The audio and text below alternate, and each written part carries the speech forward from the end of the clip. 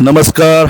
आज आपल्या नातेपुतेमध्ये ज्ञानेश्वर माऊलीची पालखी पंढरपूरवरने आळंदीला माघारी जात असते. तर आपल्या नातेपुते येथे डॉक्टर बाळकृष्ण जयवंत दाते प्रशाला ह्या इथे मुक्कामला आज असते. पण आपल्या नगरपंचायत यांच्या वतीने वारकरी पालखी सामुदायिक ह्या लोकांच्यासाठी किती व्यवस्थित सेवा केली हे जनतेला दाखवण्यासाठी मी आलो. आणि कुठल्या नगरसेवक किंवा सीओच्या पण विरोधात मला बोलायचं नाही. फक्त मला एक आपल्या नातेपुतेची परिस्थिती कशी झाली आणि पालखीसाठी येणाऱ्या वारकऱ्यांसाठी सोय किती अति उत्तम झाली हे फक्त मला दाखवायचं आहे. तुम्ही फक्त माझ्या मागं बघा. मी आमच्या कॅमेरामॅनला म्हणेन की माझ्याकडे कॅमेरा दाखवा. तर बघा ही काय अवस्था आहे. इस वारकऱ्यांसाठी जर अशी नियोजन झाले, आज वारकरी कशी झोपतील, कशी इथं मुक्कामला राहायचं त्यांनी. आणि इथं मुक्कामला असल्यामुळे पालखीचं दर्शन घेण्यासाठी खेडेपाडे नातेपुत्याला 32 ते 33 खेडे जोडलेले आहेत. ते भाविक दर्शन घेण्यासाठी इथं येत असतात. तर ही परिस्थिती बघा तुम्ही कशी झालेली आहे. मग ह्या पालखीसाठी नियोजन कसं आपल्या गावाच्या नगरपंचायत यांच्या वतीने किती सुविधा व्यवस्थित झालेले आहे ही जनतेला फक्त दाखवायचं आहे. आम्ही नगरसेवकला असो किंवा शिवला असो कोणालाही विरोध बोलणार नाही. जनतेने ठरवा की ही नियोजन किती पद्धतीने चांगले झालेले आहे. आज पालखी 4 ते 5 वाजता आपल्या हायस्कूलवर मुक्कामला येत आहे. आणि इथे या तसंच मी म्हणेन की यांचं काम चालू आहे. पण कुठल्या पद्धतीने चालू आहे हे एक काम बघितलं. मुरुमच्या ऐवजी माती आली आणि मोठे मोठे दगडे काढून आता या ट्रॅक्टरमध्ये भरलं जात आहे.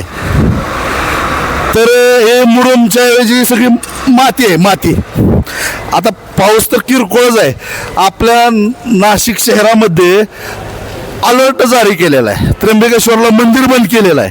का तर पाऊस मोठ्या प्रमाणात. आणि नातेपुते शहरात काय पाऊस एवढा मोठ्या प्रमाणात तर नाहीच, किरकोळ झालेला आहे. किरकोळ ह्याच्यात परिस्थिती जर आज आपण बघितली तर तुम्हाला सगळ्यांना दिसते काय परिस्थिती. हे वारकऱ्यांना मुक्काम करायची पद्धत चालायचं म्हटलं तरी ह्यातनं चिखलात पाय जातोय माझा. तर ही परिस्थिती आज 5 बघा पाय बघा 1-1 फूट खाली जातोय. कसं म्हणजे ही मुरुम आहे का माती आहे. आणि ही जर बघितलं सगळ्या गोष्टीला तर सगळा चिखल आणि हा परिसर सगळा शाळेचा आहे. ग्राउंड लेवलला आज वारकऱ्यांसाठी आपल्याला एवढं छत निर्माण केलेलं आहे ह्या गोष्टीला. पण ते छत असताना सुद्धा एवढा चिखलाचा साम्राज्य पसरल्यामुळं आज वारकरी इथं मुक्कामाला कशी नियोजन त्यांचं केलेलं आहे. त्यांची सेवेसाठी किती आपले नगरपंचायत दक्षता घेतली. आणि आपलं सागर बिचुकले सामाजिक कार्यकर्ते ह्यांना पण विचारू.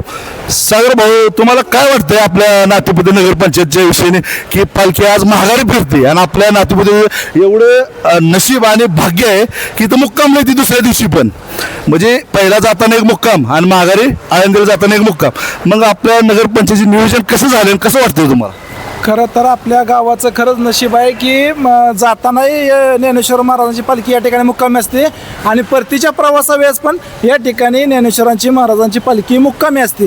परंतु दुर्दैव एवढं आहे की आपल्याला जे लाभलेले CO साहेब असतील किंवा सत्ताधारी बॉडी असेल, आज मला सांगा यांचं कर्तव्य आहे की गेल्या वेळेस पण ज्यावेळेस पालखी पंढरपूरच्या दिशेने जात होती त्यावेळेस पण दिवसभर लाईट नव्हती, पाणी नव्हती, अक्षरशः गैरसोय त्या ठिकाणी अनेक वारकऱ्यांना झाली. त्या बाबतीत प्रेसमध्ये दाखवण्यात आलं. आम्ही सामाजिक कार्यकर्ता म्हणून त्या ठिकाणी फेसबुकद्वारे भूमिका मांडल्या.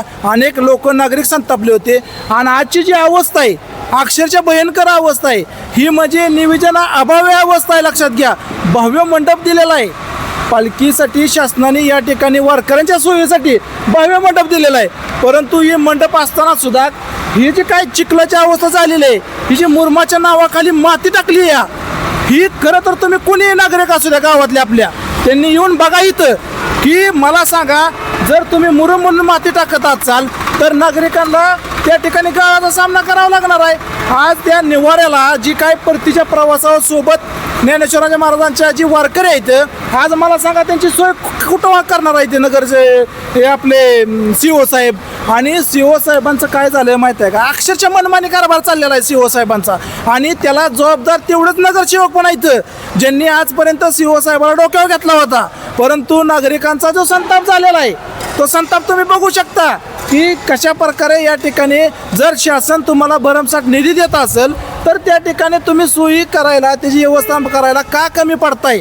म्हणजे विचार करा, ही CO साहेब जे सर्विसदार माणूस आहे ती निघून जाणार आहे, पण जी काय आपल्या गावाचं नाव खराब होतंय ही अतिशय चुकीची गोष्ट आहे. या ठिकाणी मी त्यांचा या लाईव्हच्या माध्यमातून मी या ठिकाणी त्यांचा निषेध करतोय. मला आपल्या पालखीसाठी जे खर्च येतो पंढरपुरात जाताना, मध्ये आपल्या महाराष्ट्र पोलीस प्रहरीच्या माध्यमातून पण सांगितलं होतं की 560 मुरुम ब्रास आणि छोटे लहान खडे 90 ब्रास ही गावात कुठे हातारले आणि तर कमी पडले असं यांचं काय दिसतंय तुम्हाला? अहो, कोणत्याही तयारीची जी काय असती गोष्ट, जी तयारी असती त्याचा रिझल्ट कधी दिसत असतो, जी व्यवस्थापन करताना दिसत असतो. आज या ठिकाणी आपण बघू शकताय 560 ब्रास मुरुम आला होता, 90 ब्रास कच आली होती. परंतु गावकऱ्यांनी बघितलंय, गावकऱ्यांना डोळं आहेत, या ठिकाणी सांगायची गरज नाही. अक्षरशः हे निवेदन कोलमडलेलं आहे. आणि ही CO साहेब जे आहेत ना ते अतिशय मनमानी आहेत. त्यांनी पालकमंत्र्याच्या कानात या गावकऱ्यांबद्दल वाईट साईट सांगितलेलं आहे. त्याचाही मी या ठिकाणी निषेध करतो. या तुम्ही जबाबदारी कामाची घ्या आणि तुम्ही दाखवा, कामातून तुमचं कर्तव्य दाखवा. कान भरून तुमचं कर्तव्य सिद्ध करू नका. ही मी एक नागरिक म्हणून माझा या ठिकाणी प्रश्न आहे. मग आज आपल्या इथं पालखी निवारणासाठी आज सरकारने निधीतून हे फक्त मंडप बनवला, पण 8 दिवसापूर्वीपासून मंडप तयार आहे.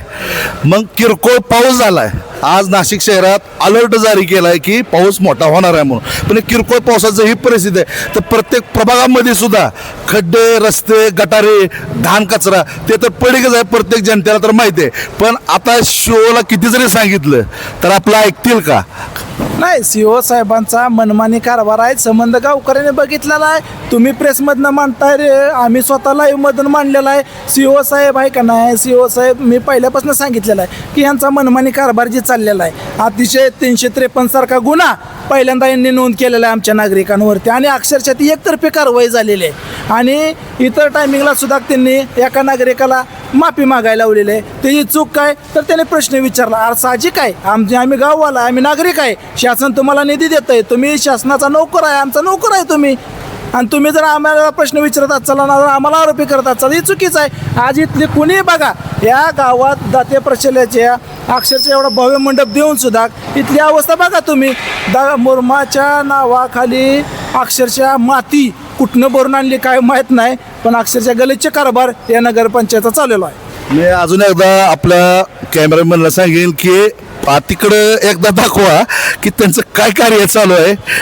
माती टाकून जर पाऊस आला तर विनाकारण वारकऱ्यांना, बांधवांना, भक्तांना, माऊलींना लय त्रास होण्यासारख्या गोष्टी आहे ती.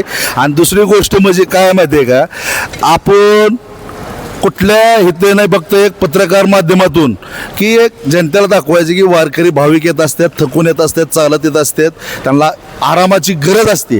पण आल्यानंतर आता जर बघितलं आपण तर 1:30-2 वाजले असतील तर 4-5ला पालखी तरी निवारण्यासाठी ती येणार आहेत.